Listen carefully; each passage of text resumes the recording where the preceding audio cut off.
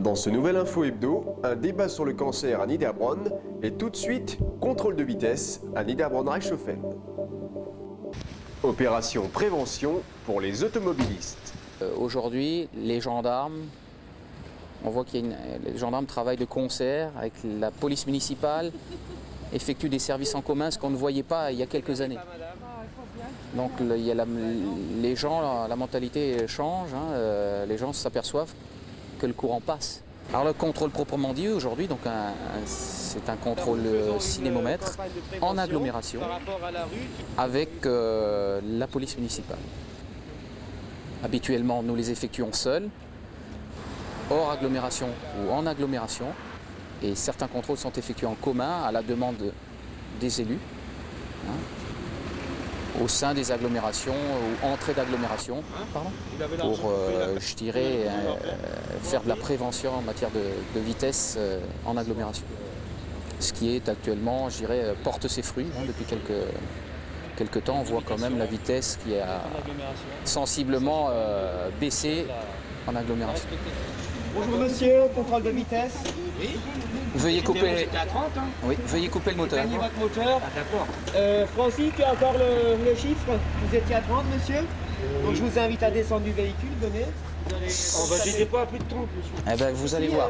Excusez-moi. Vous allez nous suivre, on va vous montrer. Ça, vous Alors ne... là, je suis absolument... Excusez-moi, mais... Regardez. Ici monsieur. Là, voilà.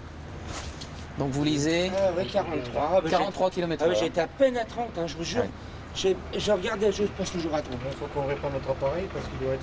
Non, mais c'est pas après vous, c'est moi, il faut que je fasse attention. Il faut que vous fassiez attention. Ah oui, ça, Ouais. bien sûr. Donc vous étiez un peu plus de 30. Oui, oui, effectivement. mais, non, mais je me suis pas... Attends, Hein je vous jure, je me suis pas absolument pas absent. Tout à fait. Enfin, c'est une politique, je dirais, générale, que ce soit police nationale ou gendarmerie. Il y a des directives en ce sens-là. On rentre dans la lutte contre l'insécurité routière. Donc, c'est de montrer une présence forte, marquée sur le terrain, pour imprégner les consciences et faire lever le pied aux gens. Et je dirais que depuis 2003, on en voit quand même les fruits de cette présence accrue sur le terrain. Il y a des endroits qui sont, certains endroits qui sont répertoriés et qui sont accidentogènes.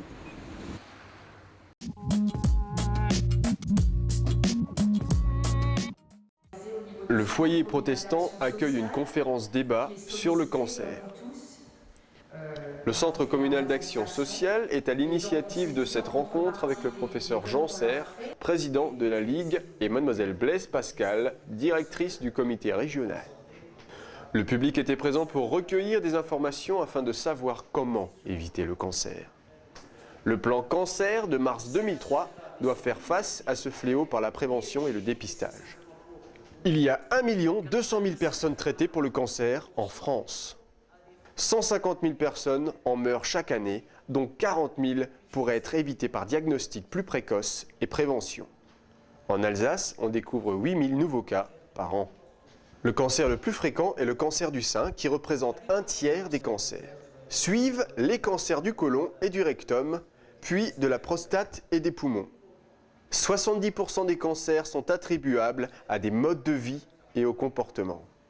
Pour les facteurs de risque, en alimentation, on peut citer l'obésité, l'inactivité physique, une importante consommation de viande rouge ou de graisses saturées, ainsi que l'alcool. Avec l'accueil réservé à cette conférence, le Centre communal d'action sociale en organisera d'autres dans l'année à venir.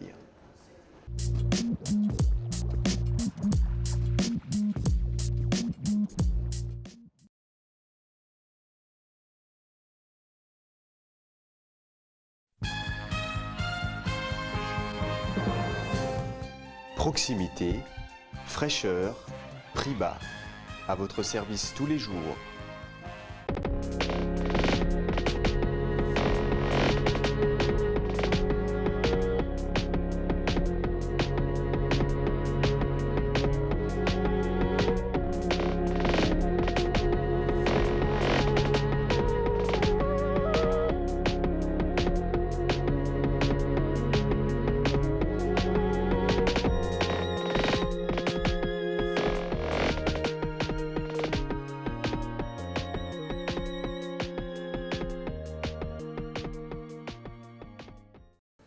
Dans ce nouveau numéro de MAC 3V, le club de judo de Gundershofen, suivi du Festival du Verger, 2e édition.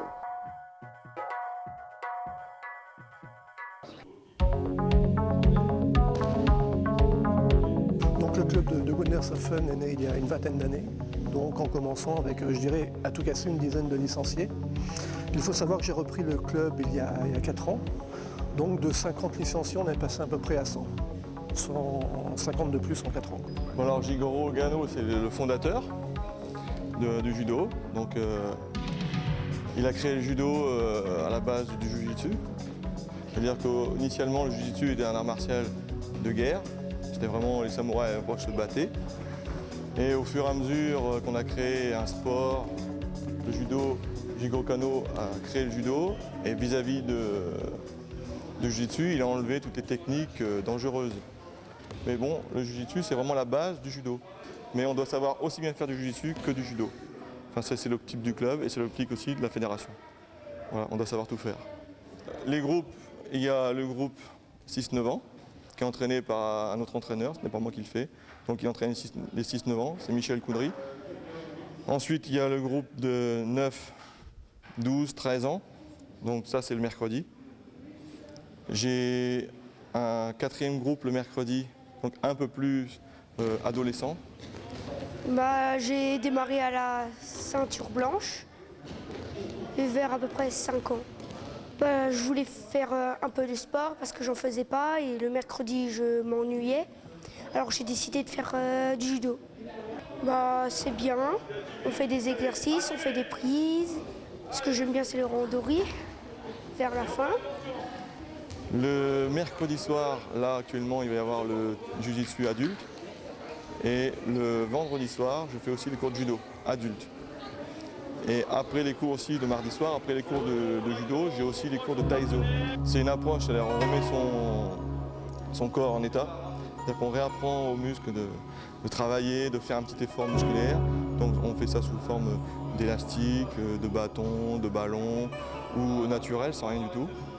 Donc ça permet à des gens qui n'ont pas fait de sport depuis une vingtaine d'années de réapprendre à bouger leur corps. Une fois qu'ils ont bougé leur corps, on leur offre une possibilité de faire du sport. Bon, la fédération a fait le taïso pour essayer d'amener les gens au judo ou au jiu-jitsu, mais nous ici, on ouvre à tous les sports. Il y a une fois qu'une personne, si une femme a 55 ans et qui n'a pas fait de sport, qui veut en faire, après elle peut aller faire du footing, elle peut faire du badminton, elle peut aller faire du volley, elle sent, son corps est prêt. Donc ça c'est la préparation avant de faire du sport. Moi j'ai des adeptes qui ont commencé, ça fait 4 ans, et ils restent là parce qu'ils ne veulent pas faire du judo, ils ne veulent pas faire du jiu-jitsu, et ils ne veulent pas faire de sport violent, donc ils font que du taïso. Et ça les maintient en forme, ils sont contents. On leur apprend les gestes de base aussi, de dire ramasser quelque chose sans se casser le dos, faire des efforts sans se casser. Voilà. Aussi bien dans la vie quotidienne. On fait vraiment un travail de renforcement musculaire.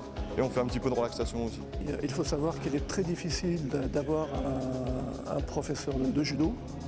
Là, on en a 2 qui sont ceinture noire 4e dan et on tient à les garder. Nous sommes un club basé sur judo loisir. Et les gens qui font la compétition, on les emmène aussi en compétition. Donc pour les petits poussins, benjamins, minimes, on n'a pas trop de cadets, on leur fait faire les compétitions de district. Ceux qui se sentent un peu plus à l'aise, on les emmène dans les compétitions départementales. Ensuite, on a des compétitions de jiu-jitsu, donc pareil, benjamines. On avait l'année dernière des benjamines, junior, senior, minimes, il y avait un petit peu de tout. Donc on a lancé un tournoi au mois de février l'année dernière, ouvert à tout le monde, toute l'Alsace. Et cette année, on renouvelle au mois de février ce tournoi. Et bon, c'est très bien parce que ça donne aux judokas une forme de jiu-jitsu et au jiu-jitsu une forme de judo. Et ça fait un bon mélange. Et en général, les jeunes après ont une bonne forme de corps. C'est-à-dire qu'ils ont commencé le jiu-jitsu de bonne heure et le judo en même temps. Donc il n'y a pas de différence. Donc ils sont aussi bons en jiu-jitsu qu'en judo. Alors que ce n'était pas le cas. Avant, les jiu-jitsu, personne n'en faisait. On était ceinture noire de judo, jiu-jitsu, et en vérité, on ne savait pas faire du jiu-jitsu. Voilà. Sinon, au niveau des résultats des compétitions, les enfants dans le district, parce que je ne les pousse pas, moi, à la compétition, les enfants qui veulent faire la compétition, je les emmène, mais il n'y a pas une obligation de résultat. Nous, on ne vit pas du résultat. On vit c'est un club familial, Moi, si j'aurais une grosse ambition, je dirais, ce serait d'agrandir le club, mais de pousser les murs. Parce que maintenant, je dirais, à 100 licenciés, ça commence à devenir très juste. Et c'est surtout un problème de sécurité après. Donc on peut travailler à 20-25 personnes sur le tapis. Après, au-dessus, c'est difficilement gérable. Voilà, on a inauguré une belle fresque. Je l'ai faite réaliser au mois de juillet. Et c'est vrai que, à la rentrée, tout le monde est tombé, je ne voudrais pas dire le nom, mais sur les fesses, quoi. On veut garder la bonne humeur. On a 97 licenciés. On a commencé tout petit, puis là, on commence à grandir tout doucement. On commence à avoir un beau dojo. Voilà. On a un bon comité, et ça, c'est important.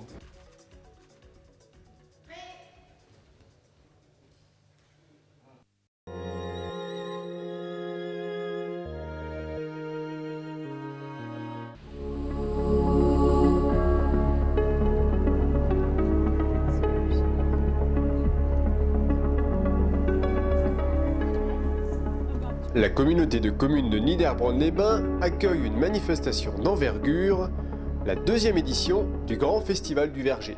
Ce que c'est, ce festival, c'est surtout un point de rencontre. Et on a pu le voir au travers des conférences.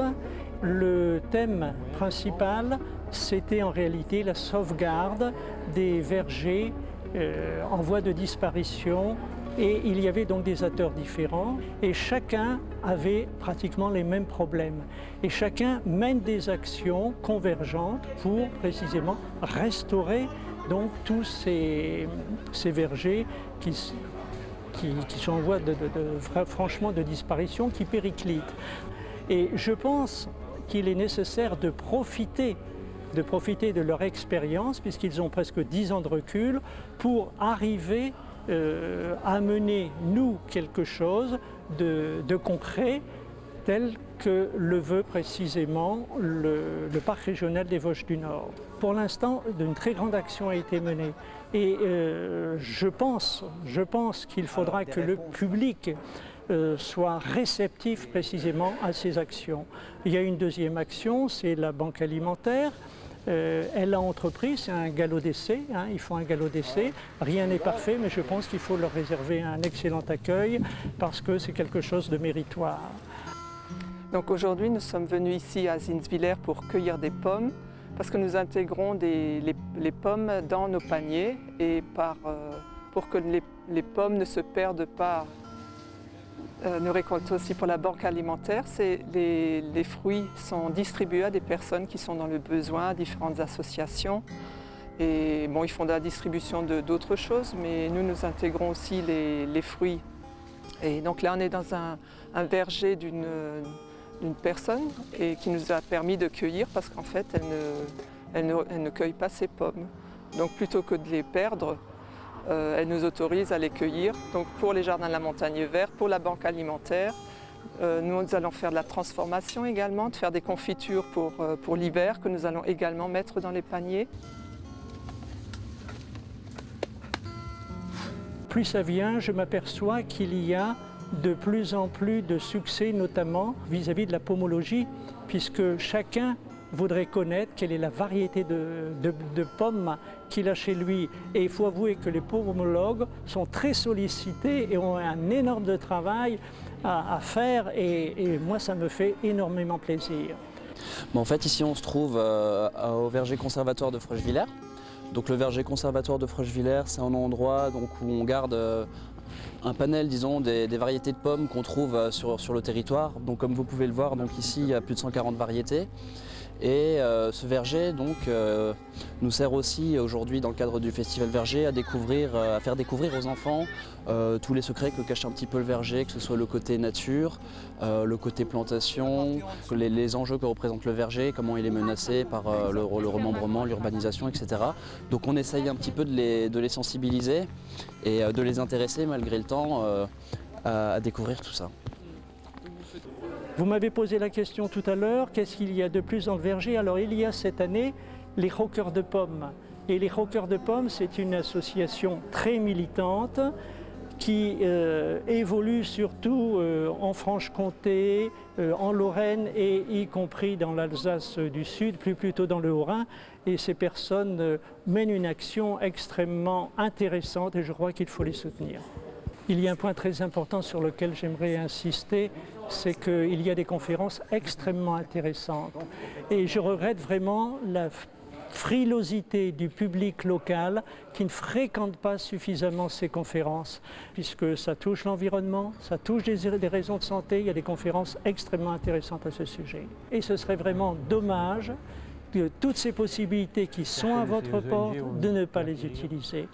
Moi, ce qui m'intéresse surtout, c'est d'essayer de voir en fait l'enjeu que représentent ces vergers. Donc, on voit qu'ici, il y a beaucoup d'arboriculteurs, et beaucoup d'associations très dynamiques qui essayent de transmettre l'amour qu'ils ont pour ces vergers. Et c'est vrai que c'est un cas assez particulier. Disons, c'est une construction, on va dire entre guillemets, humaine, qui a un rôle traditionnel, culturel, social, environnemental, qui est bien inscrit dans le paysage. Et nous, on essaye de trouver la façon de promouvoir le verger haute tige pour sa conservation, parce qu'il faut dire que le verger haute tige est très menacé. Il y a une étude notamment qui a été faite par une stagiaire, Caroline Mangin, qui avait montré qu'en Alsace-Bossup, après la tempête, il y avait par exemple, avec d'autres facteurs, mais 21% des vergers qui avaient disparu. Ils sont en train de vieillir et d'ici 20 ans, normalement, si on ne replante pas d'arbres, il y a de fortes chances qu'ils disparaissent. Et donc on essaie de mobiliser les gens, de les sensibiliser. On voit qu'il y a des gens qui s'intéressent justement à ça et on essaie de trouver d'autres solutions, de les valoriser en dehors des facteurs uniquement économiques, bien qu'ils sont importants aussi. Et donc c'est là l'enjeu. Donc on essaie de voir les gens, voir s'il y a des idées qui se dégagent, etc. Moi je travaille notamment sur une opération qui va se mettre en place sur la communauté de communes de Niederbronn. Donc cette communauté de communes a décidé de mettre en place une action expérimentale de 3 ans pour essayer de favoriser la pérennisation de ces vergers en faisant des aides aux plantations, à la taille, etc. Parce qu'il faut aussi les entretenir après, c'est ça aussi le problème. Il y a beaucoup de petites choses qui rendent la chose difficile. C'est-à-dire par exemple, donc ça c'était pendant la conférence d'Antoine Wechter qui avait eu en fait au début du festival, montrait bien que les populations avaient tendance à tourner de plus en plus. C'est une population urbaine qui vient s'installer, ils ont le désir de s'occuper de vergers, mais c'est vrai qu'après c'est pas forcément facile, il faut s'en occuper sur le long terme. Donc on essaie de voir quelles sont les solutions pour continuer à s'en occuper, etc., pouvoir céder ces vergers par la suite. Puis c'est vrai que c'est bien agréable de se poser, quand il fait beau, généralement sous un arbre avec un fruit, c'est bien meilleur. Et on essaye de faire ce qu'on peut et voilà.